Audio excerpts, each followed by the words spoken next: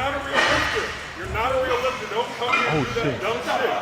Are you serious? Let's go. You shouldn't lift that weight ever. And fake it on live? Hey. Grapevine, but I ain't hearing nothing great. No, they want to take it off from me, so I give what it takes.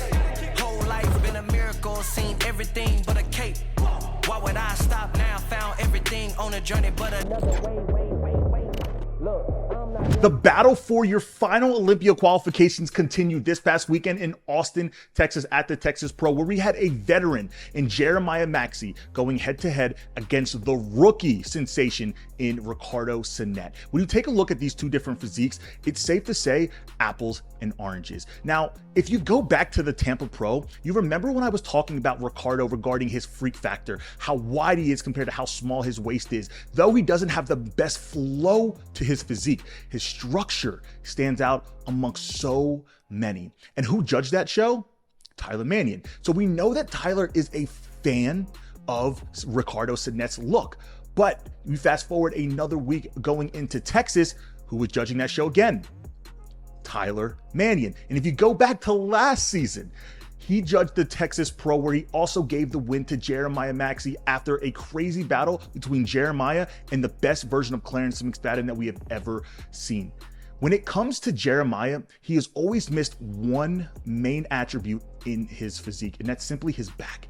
Even though he has an elite front shot, great conditioning, and some of the best detail that I've personally ever seen, especially this past weekend, when you're missing one muscle group that is weighed so heavily in the men's physique division, I do believe that can hurt you. But that is why I thought this battle was going to be one for the ages, because even though these guys both have great shoulder to waist ratios, you can clearly see there's a flow that is different from one to the other. Ricardo has higher lat insertions, so because of that, his physique is a little bit more upright and sweeps out very dramatically, very similar to how Corey Morris's does. But then when you take a look at Jeremiah, you'll notice from his waistline to his lats all the way leading to his shoulder, it's more like an upside down Dorito, right? So that's the definition of flow. And even though they both have great structures, the flow of their physiques are completely different. So I've always seen a trend in Tyler Mannion where he likes a flow that is more consistent of the Jeremiah Maxeys. Even though he's rewarded Ricardo at some of the top shows this season, I knew that this battle would come down to structure, flow, and conditioning. Now, even though I do believe Ricardo separated in terms of balance of front to back, I just believe that Jeremiah Maxey won the Texas Pro because of the level of detail that he brought and the overall structure that he had. But these physiques are very different, but also very similar in the same breath. Again, very similar strong suits, but nonetheless, I am a firm believer that Jeremiah Maxey is going to be one of those top guys in the men's physique division once he can continue to improve his back. The improvements that I've seen him make over the years since competing with him back in 2022 is night and day. So over time, he is going to get better and better. And he used to be an individual who I believe got better with shows after show after show, but he nailed it at the Texas Pro in his very first show of the season, now winning back-to-back Texas Pro titles. He is definitely going to be somebody you need to look out for the Olympia because he has a great structure, great flow to his physiques, brings next level of conditioning. If he can continue to improve his back from now into the O, he is going to give a lot of guys a run for their money. And I want to give a quick shout out to our fourth place finisher in Mario Stewart. This is his back-to-back fourth place finish, standing toe-to-toe with some of the best in the world. I've become a massive fan of his physique. He is somebody who will be standing at the Olympia stage eventually. He decided to shut it down to fine-tune to get better for the 2025 season, and I can't wait to see what he continues to bring. And again, Ahmad Shakri, somebody who's placed second at his first show in Chicago, bounced to 6th a few weeks later in Tampa, and then improved again stepping on stage this weekend in Texas. Got a chance to meet him, learn a little bit more about his story. He is so young. He's been in front of big stages and just at the top level at such a young age that he has had to engrave a mindset that allows him to be resilient in situations like this. And I can't wait to see what he continues to do, not only in the 2024 season, but in years to come. If you guys want to check out a full recap of the Texas Pro, I did that on the Men's Physique Radio channel. If you guys remember, just last season, I did 5 shows in hope to qualify for the 2023 Olympia, falling short at a handful of them. And one of those shows were the Pacific USA's in San Diego, California. That to this date is still one of my favorite shows that I've ever done in my career because of the atmosphere and also the battle that I had with my good friend Jonas Shimena on that stage. So this past weekend, Pacific USA's, though I wasn't there in person, I had an opportunity to see the live stream. Now I want to make sure that I preference with this. Live stream is completely different than actually being there in person and seeing these physiques. So I want to make sure that it's very clear before I go into what I'm about to say. But when I take a look at this first call out and the names who are on this list, it's very clear that one specific name is completely missing from this. After placing a third place finish in front of Tyler Manion at the prestigious Tampa Pro, and then fast forward just a week later, once we found out that he was stepping on stage at the Pacific USA's, there was no question that he was a favorite going into this show. So the fact that he wasn't even in the first callouts definitely had a lot of people confused, including myself and a lot of other people who are in this division. For those of you who might be unaware how bodybuilding shows are typically ran, those who are sharing the center of the stage are typically battling it out for first and second place. And then on the outside of those guys, you will typically have second and third, and then so on and so forth. Now, in most cases, the way that they end prejudging is typically where they see the placings of those individuals being. Now, if it's a show like the Olympia, maybe even the Arnold Classic, that could potentially change, but 99% of the times, and this was even stated by Tyler Manion in a previous video of him specifically saying that shows are typically not rejudged at finals. So when I take a look at the awards, I was just a little confused because those who are giving the awards at the end of the night, some of them weren't even in the first call outs. If you take a look at a post that Pooh made, he even emphasized that he wasn't even in the top 10 based off of where he finished at prejudging. So the fact that he ended 4th place not only had me shocked, but just had a lot of questions going on because I didn't necessarily know how the show was ran. Keep in mind, I wasn't there. I did hear that they did a complete rejudging at finals, so maybe that's where things swapped. But again, it was a little bit untraditional based upon when I competed there versus also what I've seen on stage. Now, I'm gonna make this very clear. I thought Pooh should have been in the top 3 the entire time based on his individual routine, but also the improvements that he made from the Tampa Pro when he was being judged in front of Tyler Manion. Keep in mind, Tyler sets the standard. So the fact that he wasn't in the first callouts, I was already shocked about, but again, I guess they did a complete rejudging and pushed him to maybe 11th place all the way up to 4th place. Now, I think it was deserving, but I also see a lot of untraditional methods there. I will say this. The winner of the show was 100% deserved. He looked phenomenal. He stood out in his individual routine amongst everybody. And then in comparison rounds, I believe he was a shock. He is somebody who had a great detail. He had heightened level of conditioning. He had a very big stature on stage. He really stood out based off of his presence and he controlled his variables. He is a previous Olympian and he looked like that compared to those who were never even on the Olympia stage before. And also a veteran in Fetty Mo. And this was another confusing part because he finished where a lot of guys typically would say they're ending in 1st or 2nd place, but then he actually ended up placing 5th, and then Pooh ended up placing 4th, and then Charles Carter, again, another guy who looked absolutely insane. And just being a rookie and seeing him battling out with these guys, it's just really cool to see. He has such a bright future. But the moral of the story is no matter what you think happened at prejudging, you're not out of the conversation.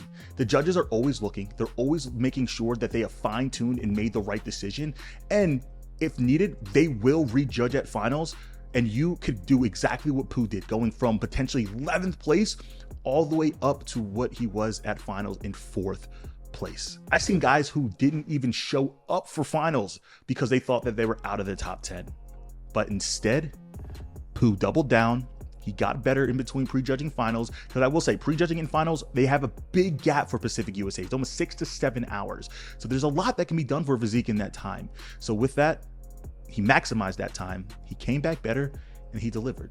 But I'm curious to know what you guys think. Have you guys ever seen a moving around like this from prejudging to finals where some guys who weren't even in the first callouts somehow placed in that top 5, and then people where they finished in the middle placed 5th, and just people kind of moving all over the place? Because as an athlete, if I was in that show, I would be all over the place. Like my mind had no idea what's going on, but I'm curious to know, have you guys ever seen anything like this? But congratulations to everybody who competed this past weekend. You guys brought it. And for those of you who may not have noticed, we had 5 total people in the first call out rocking Manifest competition wear. So it's absolutely insane. I appreciate the support. The 2024 Olympia is the year of opportunity for a lot of young guys trying to make a name for themselves on the big stage. We have legends like Sadiq Hadzovic, KYRON Pro, Brandon Hendrickson, and of course, Andre Ferguson, who still has one opportunity to qualify at the San Antonio Pro. And if he doesn't qualify there, he might not even be on the Olympia stage. But not only that, Jeremy Buendia, a guy who made a comeback last season, placed top 8, and now, after injuries, will not be on the Olympia stage. Potentially Jeremy Potvin, who is also still battling it out to qualify for the Olympia. And recently, KYRON Holden, announcing that he will not be stepping on the Olympia stage this season or competing at all in 2024, and is simply focusing on preparing for the 2025 season. If you take a look at this Instagram post that he made, it's safe to say that it's confirmed that he has taken some time to focus on other things going on in his life and will be back on stage when the time is right for him. Now, as a fan, that sucks. But as somebody who also cares about KYRON as a person, I believe he is doing what he needs to do for himself to be a better person. And if you notice the post that he's been making over the last couple of months, it's been very minimal about bodybuilding and more focusing on outside passions. And it's very clear that his head has been in elsewhere, which honestly might even be better for his career long term. Giving him the ability to focus on things that are going to allow him to make him a better person will ultimately make him a better bodybuilder when the time is right. And as much as it sucks to not see the legend, a guy who's been a perennial top 5 Olympian, not stepping on the Olympia stage this year, it's going to suck. But it also opens up a lot of opportunity for a lot of new guys stepping on this stage. When it's all said and done, with the amount of shows that are still left to qualify compared to the current amount of Olympians qualified, there's going to be a total of 60 to 61 athletes stepping on that stage. And a lot of these guys are first-time Olympians. So they're going to have an opportunity to really make a name for themselves and try to climb the ranks, especially with a lot of the legends of this sport not stepping on stage this season. So the door's open. There's a lot of guys who want to walk through it. But the ones who truly make a statement are going to be ones who kick the door in. And I'm excited to step on stage with a lot of these guys. And again, this year's Olympia, it's going to be a special one. Over the last couple of weeks, I've been sent this video from a lot of different social media personalities and bodybuilders because these are a collision of 2 different worlds that have now blown up to be in dramatic proportion. You're not a real lifter. You're not a real lifter. Don't come here and do that dumb shit. Are you serious? Let's go. 1. What? 2. Bro, you have IFBB Pros in here who actually train. You shouldn't lift that weight ever. And fake it on live? Hey, I'm old. You good on me? Why are you so angry? You sound angry. You sound angry. You good? Now, typically on this channel, I only focus on keeping things positive, give you guys insight on the actual division and what's going on, and try to keep the drama out of it. But because not only have I gotten so many questions, people think I have a direct correlation to things that go on in Alphaland because I am a part of the Alphalete community.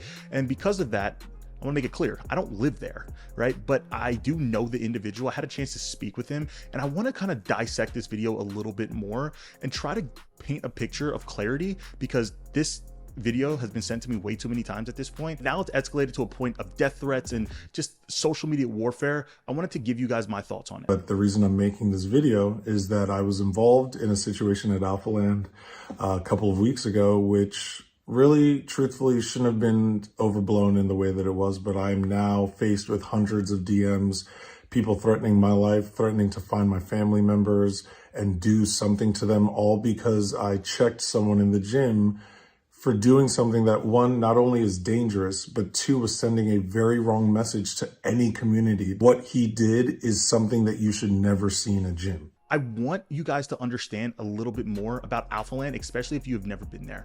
Alphaland is not a bodybuilder's gym.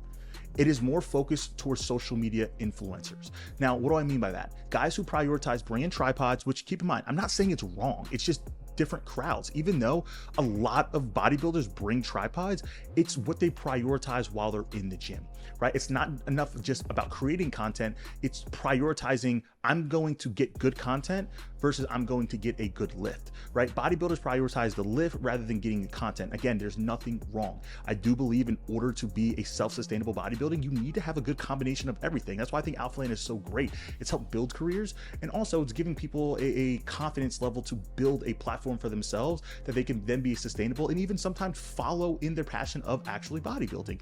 But you have to understand when you're training at a gym like this that you're not going to necessarily attract those who might be hardcore lifters. Now, don't get me wrong, there's tons of pros who train there. IFBB Pro Dan, right? Frank, tons of other people train there, and they have built a crazy physiques off of that gym. They have great equipment, they have a great environment. You just have to understand that sometimes the people there aren't necessarily as focused as you are. I've had people call me a roid rager. I've had people say things about my character and who I am and the weakness of my spirit and my character, and I need to seek God and all of these different things. Now, I've had the pleasure of knowing Frank for a long time. Frank is a great guy. He is somebody who's very humbled. He's a God-fearing man. He's somebody who truly is passionate about the sport of bodybuilding, and also just somebody who's passionate about life in general. He's just somebody who you can feel the positivity kind of spew off of when you're around him. Now, I'll also say this. If you take a look at the video from the YouTuber and his perspective, especially imagine on the live, like seeing it from the live's perspective as a fan of that YouTuber,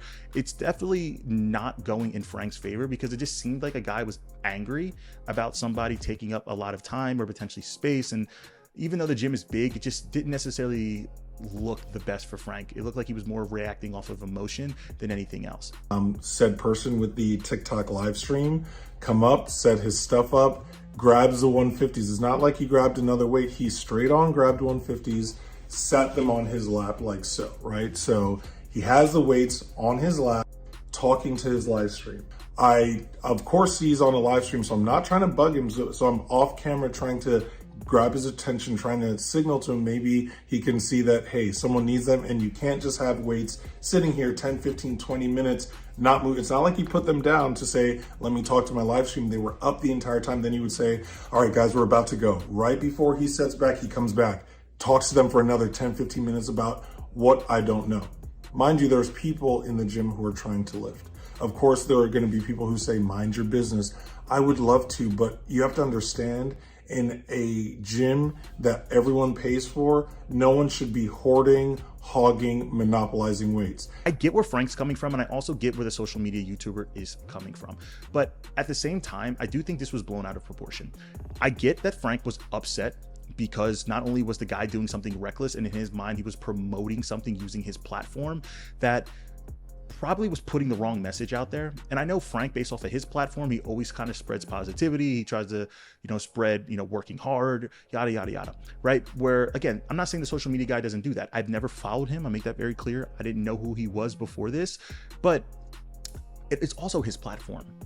So whether he wants to spew taking 1,000 mgs a trend is a good idea, whether we believe that it's stupid or not, we have to trust that the people who might be viewing it at the end of the day know that it was stupid. But also, he is trying to create a living for himself, and I think that he can do that. He has a right to do that, especially at a gym like Alphaland.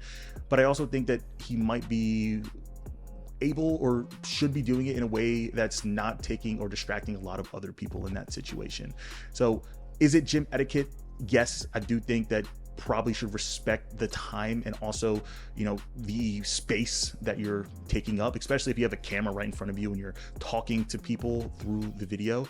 But again, I just think that this was blown out of proportion. I'll be 100% honest, from both ends. I think it was escalated by the social media YouTuber. And I also think that if Frank probably should have just said nothing, relaxed, or maybe responded or came up to him in a different way. Again, they're in the gym, energies are high, testosterone's probably high, so things are probably a little bit more emotional than actual logical. But again, I want to make this clear. I feel like this situation could be easily mitigated by simply having a conversation and these guys just understanding of where their perspectives were coming from. Because Frank, he's a level-headed guy. I know it might not seem like it, but I promise you he is. And the guy, based off of his response, seems to be level-headed as well. And again, he's trying to make a living doing this. You can't really knock the guy, even though he might have been doing it at an inconvenient time for other people. So understanding the environment that he was in, but also understanding the perspective of Frank, I just think that it was just blown out of proportion. Be honest, I really do. And I really do think and hope that this situation cannot be escalated, because now there's death threats, there's police being involved, you know, there's just so much unnecessary drama, and it's all centered around creating content and also lifting. You know, and this is an IFBB Pro, and he's also somebody who represented the sport well, you know, so this doesn't paint the best of pictures. So again, I hope these guys can fix it behind the scenes, clean this stuff up, and hopefully they can move on. But nonetheless, guys, I want you guys to use this as an opportunity for you to learn from, right? Because emotion, especially when it comes to lifting and being in the gym, I've seen it so many times. You've seen it, right? You go look at Joey Swole's social media, right? We see a lot of other things where people just respond and react. Just be smart, slow down. At the end of the day, if it's not going to kill you, right? If you want to give value back by trying to give advice, do so in a way that's not going to create some friction. But nonetheless, I hope this thing can get mitigated.